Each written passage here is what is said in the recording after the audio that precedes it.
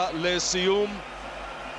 שרס גם עבירה עוברים עליו וגם זריקה מדהימה של האיש הזה שמתעלה במאני טיים ועושה את השלשה בצורה יוצאת מן הכלל טובה.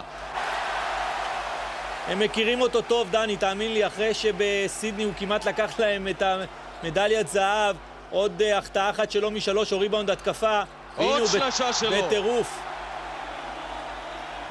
4 הפרש לנבחרת ליטא.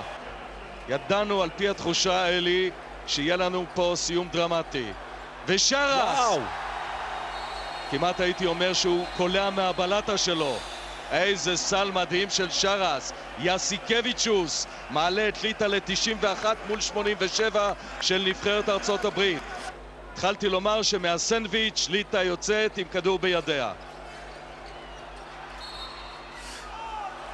עוד שריקה בארצות הברית.